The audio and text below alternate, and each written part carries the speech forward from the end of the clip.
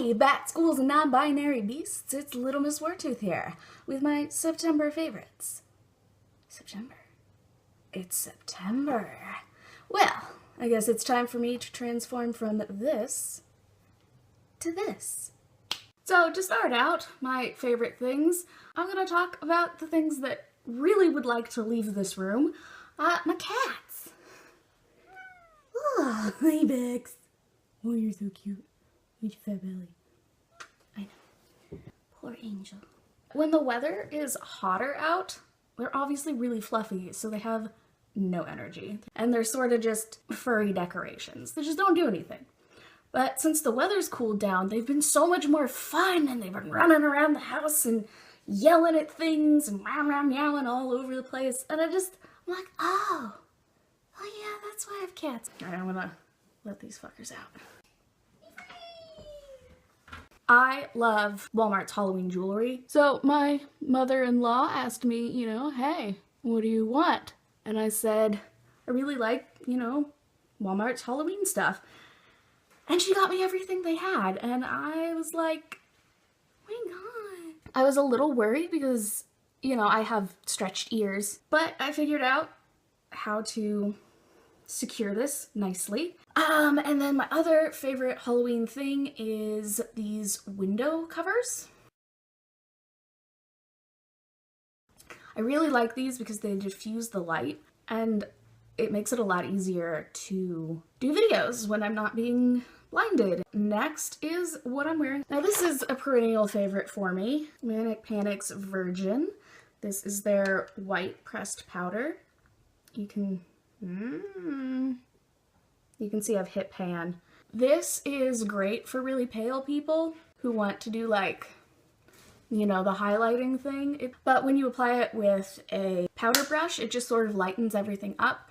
So I've been using this a lot since, I don't know, all of a sudden, all the color just went out of my skin. So my foundation is a little weird, but this really helps ease the transition.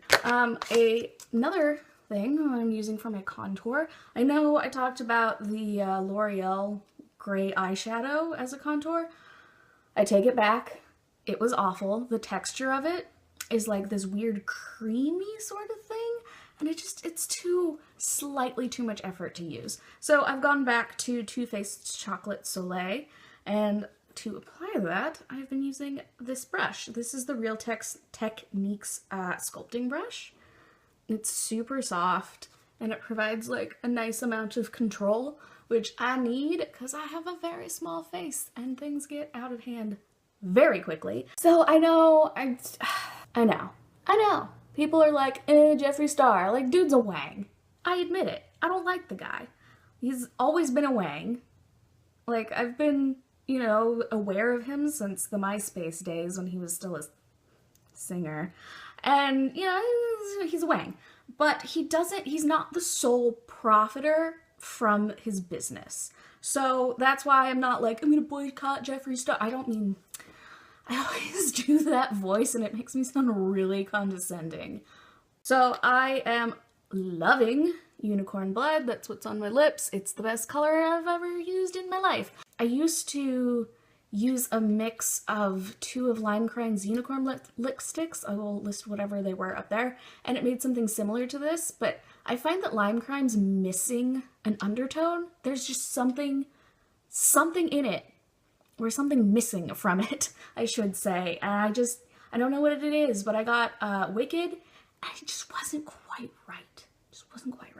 So, Unicorn Blood, just life ruining.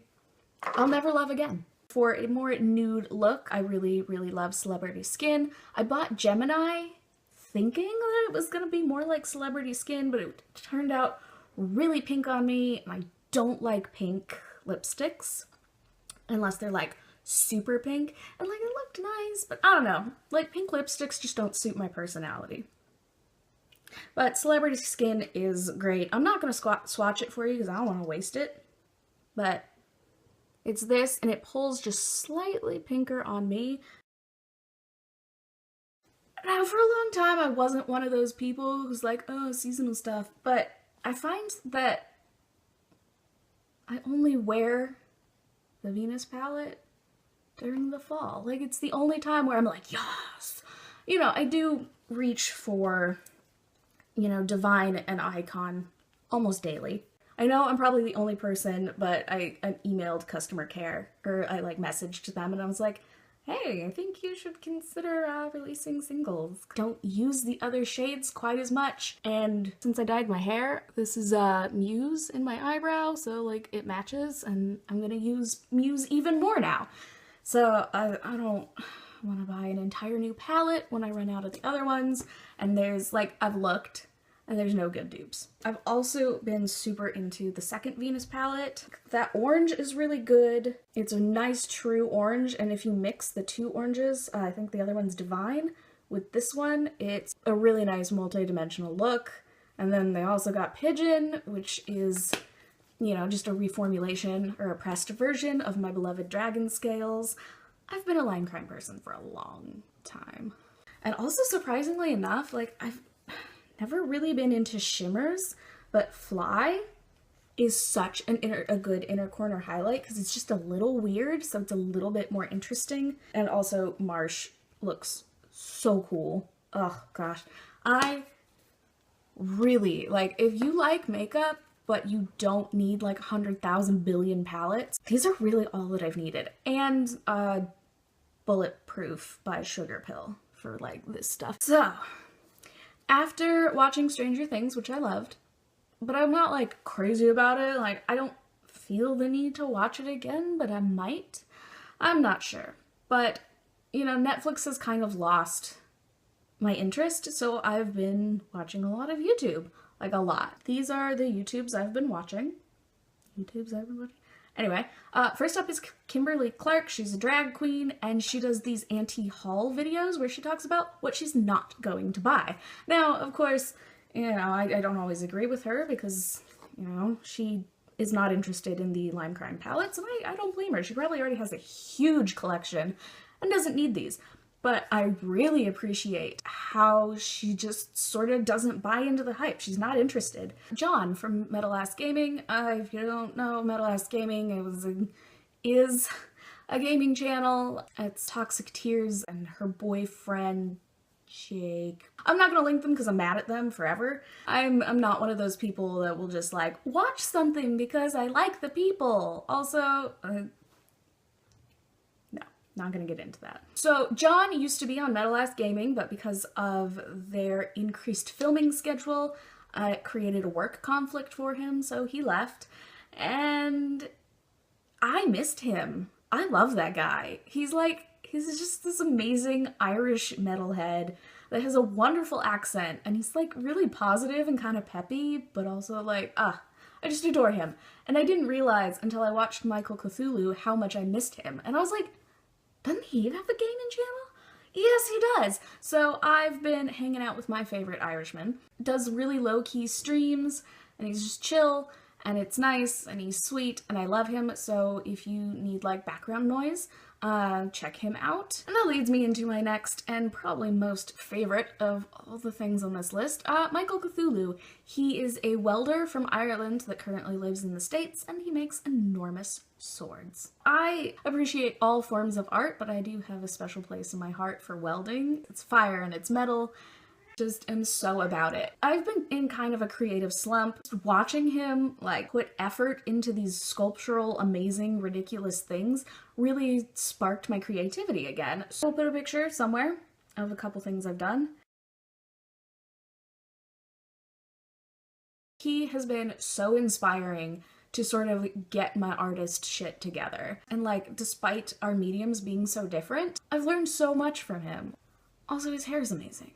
Alright, next up is more into the polymer clay. Petite, but there's no E. Petite Platt. She's a really good polymer clay artist. Something I've run into is a lot of fellow polymer clay users prefer to use, you know, make cutesy little charms. I'm not really about that. So obviously just like little cutesy charms I don't have a lot of interest. And they use fairly basic techniques, and I need something a little more advanced, and she is like grade A sculptor. I've learned so much. She has changed my polymer clay game. She does this technique where she paints with the clay. Life changed. So while I'm working on my stuff, obviously I like to listen to something in the background, and I've listened to all of Michael Cthulhu's videos at least 3 times. And while I love him, I'm kind of sick of him. So I've been listening to my other favorite channel, Nightmares and 808. They post a bunch of witch house stuff. Kind of like down-tempo trip-hop, I guess. But I'm really into it, and it's really good working music because it's not like in your brain too much, so it's a good soundtrack for that. And then also I like to work to just instrumental music, or, you know, things that don't really get its talons into my brain. I really like Paul Oakenfold. He was a household name for me growing up. My mom was a raver, so we listened to a lot of techno. I'm not mad about it. And another band that I've discovered a lot of bands this month, is Shokran, and they're an Egyptian math metal band. Shut up. You guys are gonna be like, oh my gosh, such a hipster. Shh. I know. It's a problem, okay? But just bear with me. It's really great. However, the singers' voices just don't do it for me. I have really specific singing needs, and they don't do it for me. So I listened to their instrumental album, which leads me into the next thing. As I said, I have discovered a lot of new bands. Generally, I don't like new music. If someone's like, hey, I think you'll like this, I'm generally like, no, I don't. And then I just hate it forever. So I'm kind of a wang like that. But if you're on Tumblr, you may have run across the signs as oddly specific genres of metal, and one of them was Shokran. And somehow that led to discover the band Tanger Cavalry. And it's nomadic folk metal, and the bass is really like clean, and the production quality is really good. I feel like my life has been changed. Next up is Barrage, and they're a Bulgar folk metal band from the steppes of Russia. But anyway, they're female fronted, and her voice is incredible. I run into this a lot with metal I run into this a lot in general, as I don't like a lot of singers. And it really like meshes nicely with metal, and it's not like too high, and she's not like pushing herself too much. You can tell that her vocal cords are not suffering, which I love.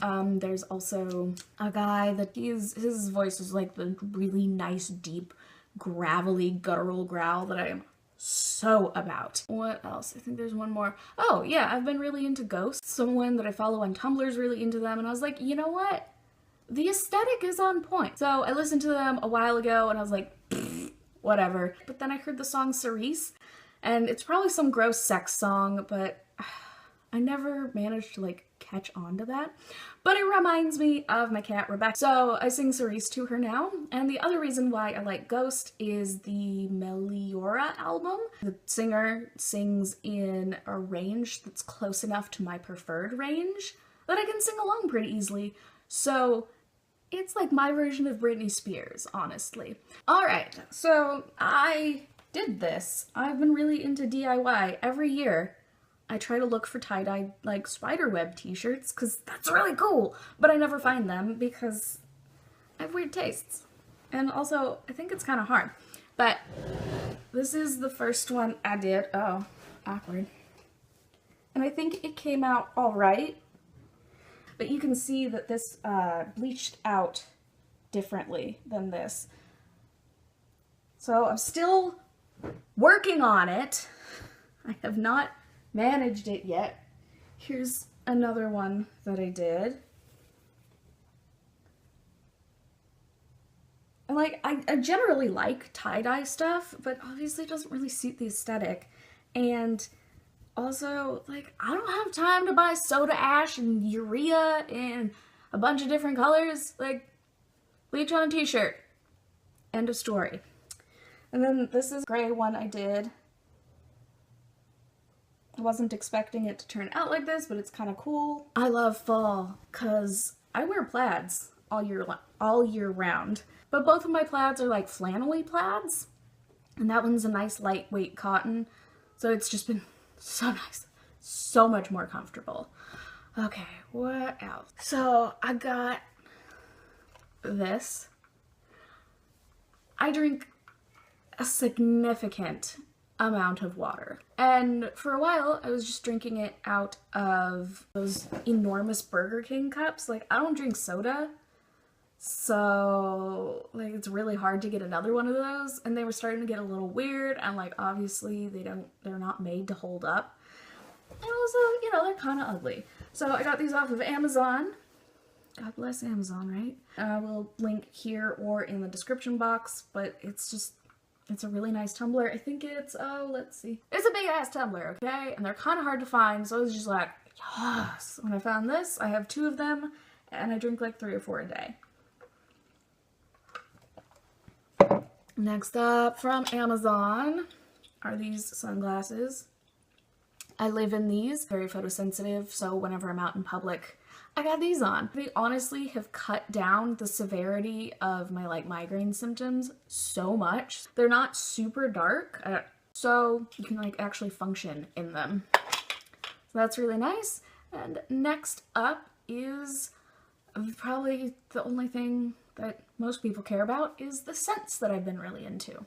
Sorry for any lighting or camera changes. I had to go take a break because I got tired. Alright, last but not least, the scents that I've been super into. I love spicy scents, but I find them incredibly overwhelming when it's hot out. These are my favorite spicy scents. I've been super excited to be able to wear Voodoo again.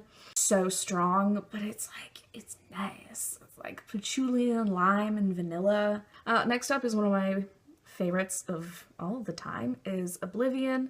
I think this has saffron in it, but it's like a little bit buttery and a little bit spicy, and it's just warm and comforting. Ugh, so nice. I smell, but it's not like funky. It's actually kind of clean. I don't know. It's a really neat, complicated scent. I think the oil matches my eye. And last but not least for the spicy scents is Bengal. This smells like, I can't remember the brand, but it smells like their detox tea, which is a favorite in my household. And it's just spicy and warm and comforting. So other things I've been super into are the Inspiration series. I wasn't crazy about them, I think, in the video, the first sniff that I did, but I have tried Mary Shelley again, and this is what my ideal girl smells like. Oh my god. Oh, it's so sexy. Like, I'm not often like, this is so sexy, this is so sexy, but like,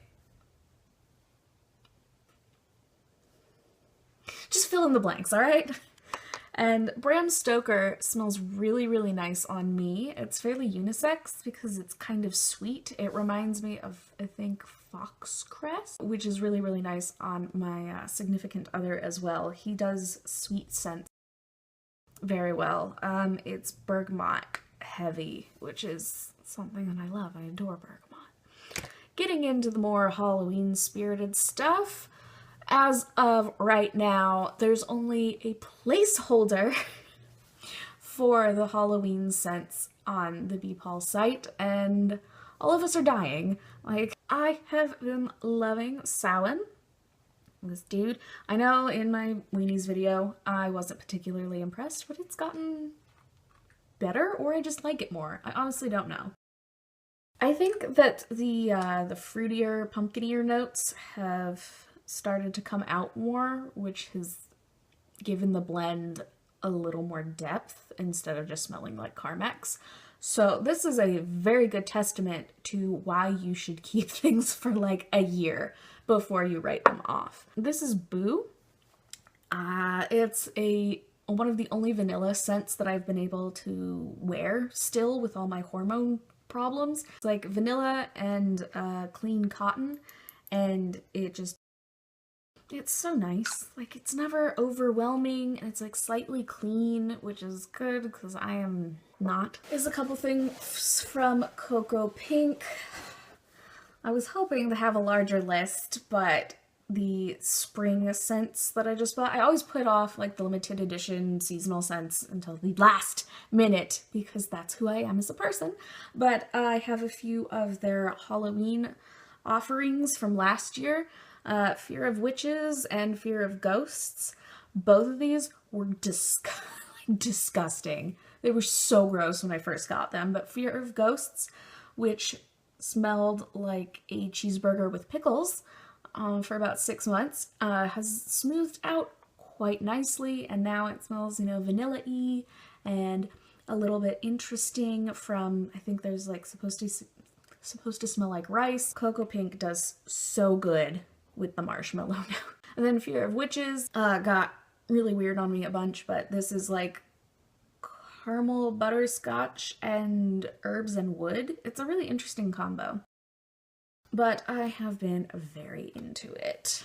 And last for the scent stuff is since it's cooler out, I can actually wear Cocoa Pink's underarm deodorant because it's not like full of heavy chemicals. You know, it doesn't make my armpits itch. Paraben, aluminum, bactericides, none of those. It's also vegan.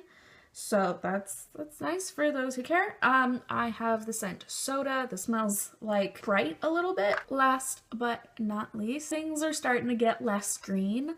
So one of my favorite things is catgrass. I think this is just wheatgrass, but it grows so nicely and it grows from seeds. So you just watch your little planties grow up and it's so nice because it dies. And you don't have to deal with it. I have a big move coming up, so I'm gonna have to find a new home for my fern. I don't want to. I love my fern. So that's upsetting, but this is a good option for people that move around a lot or aren't very good at growing stuff because, you know, the seeds are super cheap and you can just grow more. If you need some green in your life, just buy some catgrass seeds, even if you don't have a cat. All right, so this is very long. That's the things that I've been enjoying this September. I hope you like these. If you don't like these, please let me know so I can stop doing them because they're very labor intensive, you know. All right, bye.